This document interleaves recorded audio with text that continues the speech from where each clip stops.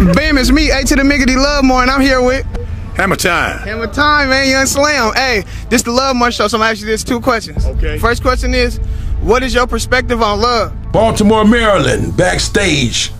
The Jodeci, MC Hammer, and Boys Men tour. Puffy comes in. P. Diddy. P. Diddy. Puffy, P. Diddy, Party Diddy, whatever. Yeah. He talking to Lewis about they pay. They on tour with us. 15,000 ain't enough. Have you ever judged a book by its cover? Well, please, for the love of God, don't do that with MC Hammer. MC Hammer had a problem. You don't remember MC Hammer, right? The guy who sings Can't Touch This, Parachute Pants, and all that. Anyway, he had a problem. Rappers used to love to make fun of him in their songs. Why? Because he was considered to be a rapper, even though he was dancing, singing, wearing crazy outfits. This made other rappers think he was a sellout or he was a poser. One of these rappers was Redman of the duo Method Man and Redman. They making a song. Method Man says, I like MC Hammer, he cool. Redman said, man, MC Hammer, corny. They stopped the track. The producer go, what'd you say? Redman said, I said he corny. The producer said, I'll just take that part out for you. Redman said, no, keep it. I said he corny. And why, Method Man, why you glazing him? Hold on, what's going on? Why y'all scared? He said, who's scared? You know, I'm gonna keep the song in for you, but you gonna end up just like MC Serge. Redman said, what happened to MC Serge? The producer said, don't worry, you finna find out. After facing 8 lawsuits and a barrage of allegations, the true colors of Sean Combs are finally coming to light in the rap world. Enter MC Hammer, a legendary figure often remembered for his iconic parachute pants and catchy hits, yet his influence goes far beyond pop appeal. Hammer holds serious street credibility. In fact, stories of his past include rumors of him putting hits on rival rappers. One infamous tale claims that MC Serge from Third Bass even received a death threat mid-flight from Hammer's crew over a diss track. Unbelievable, right? Man said, man, MC Hammer, corny. They stopped the track. The producer go, what'd you say? Redman said, I said he corny. The producer said, I'll just take that part out for you. Redman said, no, keep it. I said he corny. And why, Method Man, why you glazing him? Hold on, what's going on? Why y'all scared? The producer said, who's scared? You know what, I'm gonna keep the song in for you, but you gonna end up just like MC Serge. Redman said, what happened to MC Serge? The producer said, don't worry, you finna find out. Redman goes to a TV performance. He starts leaving. He sees MC Hammer. He go, he waiting for me? Redman go, man, MC Hammer goes, shh. You can just call me Hammer. Redman go, that's not how this works. I'm supposed to diss you in a song, and you're supposed to diss me in a song. You're not supposed to actually pull up. Hammer go, let's just say I'm a peculiar one. Don't talk about my family in your songs again. Listen to me. You're young. It's not worth it. Redman go, oh, yes, sir. Whoa, I just noticed the fellows surrounding you. You came with a lot of people. They're your friends? Hammer go, not quite. Redman go, regardless, you won't have to worry about me again. Ice Cube didn't get the memo though. He started talking about MC Hammer. MC Hammer pull up on him with a bunch of folks that love the color blue and love throwing up hand signs. Ice Cube go, yeah, I heard what happened to MC Serge. I thought it was Cap. My fault, Hammer. Hammer go, great. Now I know what you're thinking. Who is MC Serge? I'm gonna tell you what happened to MC Serge. Slow down. See, MC Serge is part of a group called Third Base. MC Hammer starts talking smack about them first, and then they come back at MC Hammer. This dude in the group named Pete starts talking about MC Hammer's mom in the song. They pull up to them and go, hey, y'all ready for that trip we got to California? They go, yeah. The manager go, great, because you know who else lives in California? The Hammer. They go, the Hammer? You mean MC Hammer? Man, we ain't scared of him. The manager go, great, because I just got a call from his brother saying the minute we step foot in California, we're all... They go, man, you can't worry about all that. They hop on the plane. They go, hey, what was you saying about the Hammer again? The manager go, oh, no, y'all was right. I was just a little too paranoid. They go, yeah. Maybe we should look into it though, just in case. So they call a rapper by the name of Prodigy, who was a part of Mobb Deep, because he tapped in. They go, hey, Prodigy, we was hearing it. He said, no, don't worry, I heard about it. Let me check my database just to double check. Yes, you guys are on the bounty list for the Crips at $50,000. They hang up. They go, cap. They called another rapper to double check. He go, hey, y'all still alive? Oh, well, why y'all talk about the Hammer? Listen, don't even worry about it. It's not really like that. When you go over there, they're not really gonna you. They probably just gonna break your legs. He said, but now that I'm double checking, it seems like the bounty is only for one of you. Black dude already said, I know it ain't me. They said, how you know that? He said, I just know. They said, well, the bounty must be for Pete, because he's the one who said the thing about his mom. They said, nah, looks like it's for you, sir. He goes, why is it? They land in California, they hire a dude from the Crips to protect them. They say, you know what, we're gonna be safe. So they go to the mall, they chilling. They see a few dudes in blue masks pull up to them. They go, oh no. They go public area, they're not finna do nothing. The dudes grab their, they go, okay, they finna do something. The Crip that they hired throws up his signs. The dudes who with the, said, oh, they pull down their mask. They go, my fault, you know, you should have just told us he was with you, man. I was about to, you can I have an autograph? They go, yeah. But it all comes to a head when they pull up to a radio station. The host goes, I heard Hammer been running y'all through the city. They go, well, that's not exactly true. The host said, hold on, I'm getting a phone call. Hello? Hello? This is the Hammer. They go, is that really MC Hammer? He goes, yes, this is the Hammer. The host goes, good evening, sir. Is there anything you would like to say to the gentleman? Hammer goes, no. But is there anything they would like to say to me? Everyone looks at Pete, because remember, he's the one who said the line. Pete, quiet as a mouse. So Serge goes, man, we ain't scared of. The phone hangs up. The radio station immediately gets another call. He says, hello, I'm calling in from the Crips. Y'all not leaving California and y'all are all. Security busts in, grabs them and shuttles them out to the van to get them to the airport as fast as possible. They start driving off. A car starts chasing them at high speed. A couple dudes poking out the car with pointed at the car. They start driving and driving. They make it to the airport. They get out of California. They tell MC Hammer in an interview, yeah, the group third base is making crazy accusations about you. MC Hammer goes, I believe they identified that the call was from Hammer's brother, Louis Burrell. And I can't prove that or not prove that, but that's what it came down to. Whoever was on the phone said, hey, is third base still coming to LA? And she said yes. And the voice said, good, they're dead, and hung up the phone. So Carmen, being the sensible person, doesn't just be like, oh, whatever. Calls Russell and says, hey, I think we might have a problem with third base in Los Angeles. I think I just got a death threat. So Lior had a dude who worked with him from Los Angeles named Big D. And Big D was also the day-to-day security for Run DMC. So Lior calls Big D.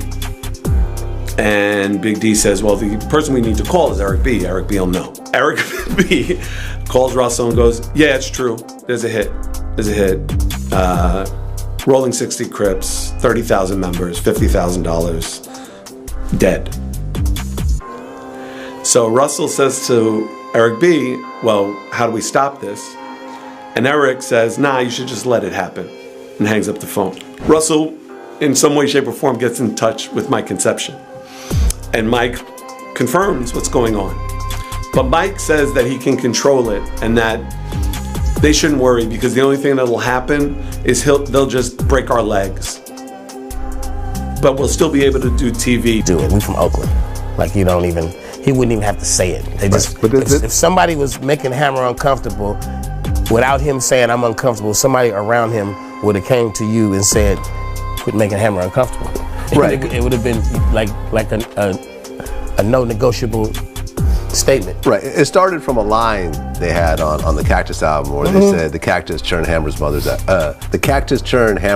out, which was a reference to their album, The Cactus, and Turn This Mother Out. But he took it as it wasn't personal. Hammer took it as they're talking about my mother. Yeah, it wasn't about his mom. It was just clever wordplay, and hey man, at the probably around that time, I don't know when that happened, but Hammer used to people used to test them a little bit and just to see if he was dancing Hammer. And a few times in life, I've heard people tell stories they caught the wrath of MC Hammer Ain't No Punk. Redman.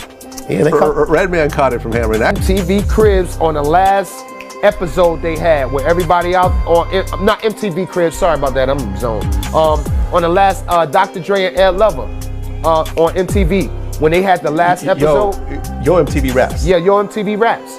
When the last episode they shot, when they had everybody rapping on it, MC Hammer. With 8 lawsuits and a string of allegations piling up, the rap world is beginning to see Diddy CS for who he truly is.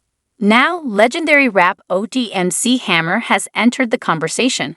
Far more than his signature parachute pants and catchy hits, Hammer's reputation comes with substantial street credibility. Rumors suggest he wasn't afraid to intimidate rival rappers. In one notorious episode, Hammer's brother allegedly threatened MC Serch from third bass mid-flight over a diss track. This insight highlights the fierce rivalries that pulse through the rap scene. I heard third base had some problems Oh man, come on, man. Okay. Come on, Chuck. Hey, no, what I mean by that is, man, it's just ironic. I know where you was going. It's ironic that even today, 20-something years later, you know, the Search Cat, he want his claim to fame to be, I'm telling you, Hammer was gonna have me, you know, put in the dirt somewhere. That's ridiculous. I mean, that's ridiculous. It's ridiculous that you want that to be your claim to fame. But when you only sold about 300,000 records, you got to grab something. You know what I'm saying? So the only conversation that man could ever have with me is to say, man, you know you was going to do something to me one time. But other than that, you can't even speak to me because 300,000 records, you know, even now, you still ain't with Wood today. You ain't, you undergo. So the only thing I can say is Wood. Even 20 years later, you really can't address me. I'm saying the only thing, the conversation we have is because he can come in and talk to you as you're going to do an interview. But you know, relatively speaking, man, my groups that I created sold more records than him. All of them, 357. You know, my group sold more records. Angie B sold more records than that cat. Man, he's not relevant in a conversation with me, and it's the only time that I addressed it, and really the only time I'm going to address it. It was ridiculous. I didn't know who that dude was. You put your foot in your mouth, said a couple things. You let the smooth taste fool you. You thought the Running Man was more than a dance, whatever it was, and I addressed it the way I always address it with any and everybody. The next day, and we flew out to LA, and we were met at the airport with Hoes with Attitude. Remember Hoes with Attitude? They was there, and he was like, "Whatever you want." I mean, he was just very accommodating, and it was cool. We met with them. They liked us, and then we heard that there was another group. And they were from St. Louis, and that was Bone Thugs and Harmony. And it was like, we did it, back then, I'm real old school, we had things called demo deals. Okay. And the demo deals were 3 months. They gave you 3 months to be on the demo deal. And after the 3 months, once 3 months was up, they had 1 day to either decide to keep you or let you go. And I was told that, because at the time, Suge Knight was interested in us. We had a lot of people that were interested in the group. And at the time, our production company, Whole Nine, they had just signed a contract with MC Hammer. And so they were like, well, Hammer wants to see you guys as well. And so when we were told that Easy didn't pick us up, which I found out now was a lie, the dude in the group who started the group didn't even tell us Easy called and wanted us. Wow. He thought it was better to go with, well, you know what, I'll be honest with you. At the time, Easy's, his persona, was like, do you go with Suge? He's like, well, he's a gangster. You don't want to get killed. Do you go with Easy? You know, you hear all this stuff talking about, oh, he was taking the money. So we thought, oh, we go with the Church Boy. We'll go with MC Hammer, but he was the most gangster one of all of them. I heard about it. You know, I heard he was. Because you thinking, oh, I'll go with the guy who go to church, you know what I'm saying, and you know all that kind of stuff. And you thinking, and then, and no offense, Ham, but I really look back and go, God, we should have stayed with Easy. You know what I'm saying? We should have stayed with Easy. Yeah, Easy was cool. Honestly, a lot of stuff you talk about, he was a cool dude. You know, a lot of wisdom. A lot of wisdom. A lot of people didn't understand that. Easy came from a lot of wisdom. He came from, see, a lot of people, you know, and I think this is what Melvin was talking about. A lot of times we look up and we say, oh, you know, these gangsters, this and that, but a lot of us wasn't true gangsters. You know what I'm saying? We hung around people that were gangsters. Because I'm going to be honest with you, a true gangster like Melvin and them, they don't want to be on the media. They don't want to be on television. No. They don't want to do their dirt in front of everybody. They don't want to brag that they killed people and that they sold this. He wasn't even supposed to be on the panel that day. I know you seen the big blowout in here. Yes. It went viral. It was all over World Star, and it was on Vlad and all Cam Capone and all the Southern Dallas Global. Everybody. Well, was I mean, I'll be honest with you, but the true gangsters, true. No offense, the true, and y'all. That was his rappers, first time. Y'all rappers and the people that they never I'm been down on with this and that. I'm be honest, I'm an OG. I'm gonna tell you the truth. You ain't worried about studio time. You ain't worried about getting no rings on your finger. You ain't worried about getting a Grammy. You ain't worried about why are my billboards not that. You worried about the streets. You worried about your hustle. You worried about making money for your neighborhood, your family, your baby's mama. You worried about that. So you know what I'm saying? When you don't want to do it in front of, and you don't want everyone to know your business, because when you talk and you let everyone know your business, you know, people research, and you know what I'm saying. And that's a way of you leaving this world, because you got a lot of haters. You got a lot of people that get mad when you. This is Benito, the teddy bear of Southern Soul, or you can call me Zaddy. Check this out. We got another episode of the Untold MC Hammer Tour Stories. That's right, today we're going to be talking about Ice Cube. Yeah, Ice Cube, yay. Okay, the story starts like this. We were in Hollywood for about a month, I believe it was, staying at the Universal Sheraton over there off of Lancashire. And we was in the room and everything, chilling with Hammer. And we got a phone call. And Hammer's on the phone. He's like talking to them. They're like, yo, stall him out, stall him out, stall him out, stall him out. So we didn't know what was going on. Hammer like, hey, get everybody together. Let's roll right now. We got to roll. So everybody jumped up, ran downstairs, got in the cars and whatever. We rolled out back over to Hollywood.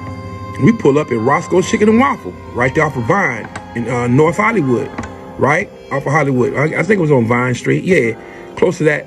So we get out, and I asked one of the bodyguards, like, what's going on? What's going on? He said, yo, we finna holler at Q. I said, Q? Ice Cube? They like, yeah. So maybe about two minutes later, our person who told us he was in there, he came out like he'd come. And Hammer and we was all standing out there, and Q came outside with bags in hand of food. So he stepped out, he looked around like, what? He looked crazy, like he was scared. Dude was scared. He like, man, what's going on? So Hammer stepped out like, what's up, Q? He said, hey, what's up, Hammer? What's going on? He said, yeah, I come to holler at you, player, about the video you did, but about tying me up and everything and duct tape me and throw me in the trunk and drive me around or whatever. Man, that ain't cool. Q was like, Hammer, man, hey man, it's just a video, bro. I mean, I don't really mean it like that, man. Hammer like, yo, man, that ain't cool, bro. He said, look here, I'm out here trying to break barriers and do things for us as brothers, man, trying to make it better for us out here in this music game. And you up here dissing me, talking about throw him in the trunk or whatever. He said, man, I'm telling you, I ain't going for it, bro. He said, don't let it happen again. He said, no, sir, it would not happen again. I know y'all saw the YouTube with Redman talking about Hammer don't play. I don't know why people thought Hammer was soft or whatever. Hammer, I saw it myself several times. Hammer was never a punk. East Oakland didn't play. Oaktown, now I know about all the gangsters in LA because all my cousins was Crips. And they still are. Some of them still are to this day. So I'm knowing the difference in the Bay Area, how the Ye get down and how LA get down. They totally different. But Hammer didn't play, man. And he checked Q. And this is the crazy part at the end. We got to walk over him and say, all right, man, I'm gone. But hey, don't let it happen again, right? Q said, no, sir, it will not happen again, Hammer, thank you. So he's walking off when the bodyguard started laughing. And I asked him, what are you laughing at, man? He said, look at Q's pants, look at his pants. Q had some shorts on. Q had peed on himself. It wasn't no water. Dude, that's scared, man. He had peed on himself. So just to let you know, man, Hammer had never been no punk. He was always about his business. And we always, whoever got out of line, Hammer stepped to him and let him know how he felt about it. Believe that. You hear me? That's another one of them crazy MC Hammer stories, man. All right, from yours truly, Benito. I am the teddy bear of Southern Soul. MC Hammer was more than just baggy pants and catchy beats. In a revealing interview, Lubin Lamar spotlighted Hammer's intense side, even suggesting he was tougher than Suge Knight. Hammer's presence was so formidable that after dissing him, Redman allegedly had to leave Oakland. We had Hammer. Hammer was doing his thing. Hammer was bigger than all of us. Shout out to Uncle Hammer, man. I love that man. Hammer was the biggest in the game. In the game, my dude. In the biggest down barriers. In the game. In the game. It was Hammer time. Yeah. One time I bumped into Hammer. I only kicked it with him like one time. I bumped into him in the airport in Vegas. And I seen him and he was like, yo, Joe, what's up, man? He said, yo, sit down, let's talk. I'm waiting for the plane. And he was like, yo, I'm not, Hammer, I get it popping for real. I was like, yo, Hammer, why are you telling? He said, nah, because I do the dance and all that. They don't think that. He said, yo, Joe, I let it go. Like, hey, it's Hammer time. I couldn't believe MC Hammer was talking like that. Yeah, because, you got to realize, he's from Oakland for one. He's from the town, you know what I'm saying? He highly respected and connected, you know what I mean? All the fixtures and factors know him, he know them. He rock with it heavy, you know what I'm saying? His brother gangster, Louis Barrett, you feel me? He a gangster, you know what I'm saying? He's an intelligent gangster, you feel me? That's so, what I'm trying to tell you, like Hammer, sometimes, it's entertainment. So he tried to let me know, we sat down, he was like, yo, don't get it. Yeah. I'm a real gangster from Oakland. I was like, yo, Hammer, you ain't got to do this to me. Nah, like, he's far from a sucker. Yeah, that's what I'm saying. And Hammer physically fit. I think Hammer put hands on for him. He about 4 or 5 years older than me, probably more. Hammer physically fit, bro. He might put blenders on him up. Never know. the Jodeci, MC Hammer, and Boys Men tour. Puffy comes in. P. Diddy. P. Diddy. Puffy, P. Diddy, Party Diddy, whatever. Yeah. He talking to Lewis about they pay. They on tour with us. 15,000 ain't enough. We need some more money. My boy's blowing up. Lewis said, the reason why they blowing up because they on tour with me, with my brother. He put them in places they never could have been by themselves. Your label ain't pushing them there. Y'all independent anyway. Y'all Uptown Records. You signed to MCA, it's a mother company, but ain't nobody doing like that. Well, if we can't get no more money, we gonna pull them on. He said, hell, pull them off, I'll replace them tomorrow. So who the hell you think you talking to, young boy? You would go back to New York and talk to Andre Rail, man. Why you in there trying to negotiate for him? Tell Andre to come holler at me. You talking to I don't need to be talking to you about nothing. So he charged Puff Daddy up that day. He told Puffy, you don't get up out, we'll whoop your Wow. Puff was mad. And then Devontae was like, hey man, chill out, bro. We like this tour. Let us finish it out, man. Don't mess it up. Come on, Puff, man. Daddy, y'all need more money. This for you. They're making all this money off y'all ain't paying your money. 15,000 is enough. Y'all should be getting 20, 25. Boys and Men getting 20. And then Lou's like, how the hell you know how much money I'm getting to Boys and Men? You know what we paying them. We got to deal with Mike. You know what I'm saying? Our deal is our deal. It's confidential. You don't know what we're paying them. Wow. They just using y'all. We put you on our tour. We didn't need y'all. You know how people want to be on tour with us? You know that they talk about the Illuminati when it come down to black money for some reason. They say P. Diddy, you know, like Biggie was a sacrifice. Everybody got a kiss to run. I mean, in order for his success to blossom. What do you think when you hear people saying things like that? Hey, if you walk like a duck, quack like a duck, useless duck, ain't it? We look aside from Biggie to Suge Knight. Okay. When Suge's artist died, when the plot came to kill Suge and Pac ended up dying, Suge didn't go all the way up, he went all the way down. His life went in shambles because he wouldn't cooperate with white America. But now Biggie died and Puffy go all the way up. Wow. So you got to sacrifice something. Like I told you before, I was there the day that Biggie died. When they first drove up, Captain Shaheed Muhammad approached Puffy. Hey Puff, if you need us, let us know. Finds out that this dude, Greg Keaton, was one of the police that approached Shaheed and told him, hey man, we got this. This is our detail. So Greg Keaton was there that day with Reggie Wright. They were there on task. And now Biggie come up. So now they put it on, well, Poochie did it. But the first, it was Amir Muhammad, huh? Peanut, smooth shave with a... Poochie done had a beard ever since. He looked like a little bulldog. Ain't nothing about, but it was convenient to blame Poochie after he did. The same way with Orlando, or Baby Lane. All of this time, him supposed to have been killing Pac, or associated with killing Pac. MC Hammer and Diddy reportedly had a tense standoff, with speculation that Hammer may have even boycotted Diddy's events. This rumored grudge is thought to stem from Diddy's alleged connections to the deaths of Tupac and Biggie, both close friends of Hammer.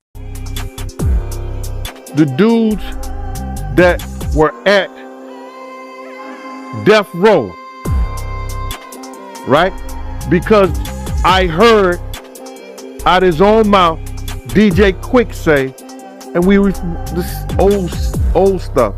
DJ Quick said, yo, I heard they got them bad boy. They said they was gonna get them. All right. Me and Puff had a beef with some Nation of Islam cats that were at Soul Train, and Mustafa, Farrakhan's son, stopped that. All right? And the dudes who were paid to get at Puff, those cop dudes who was paid to get at Puff, but they end up taking Big out.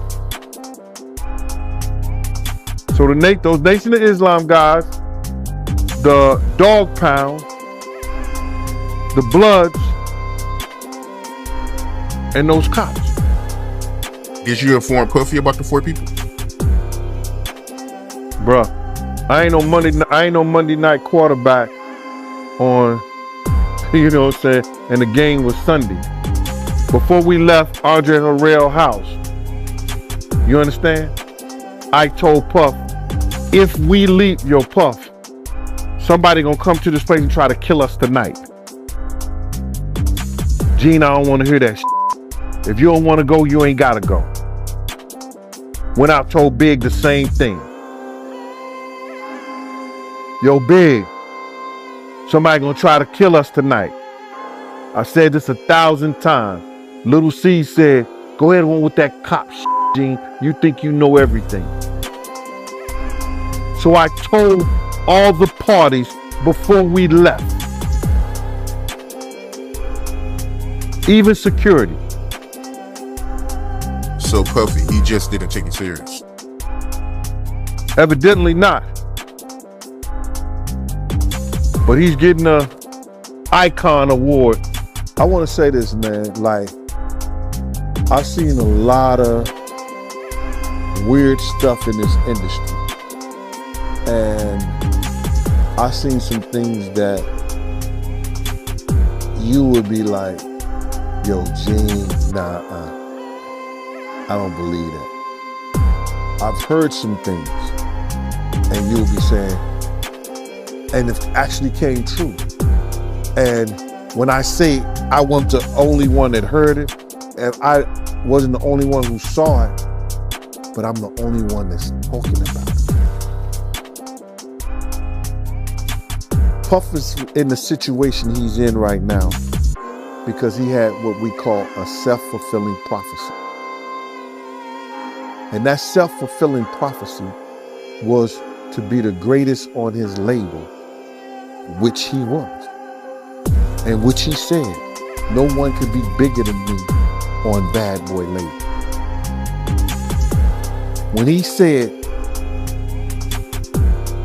and for the sake of the internet, I'm not going to use profanity.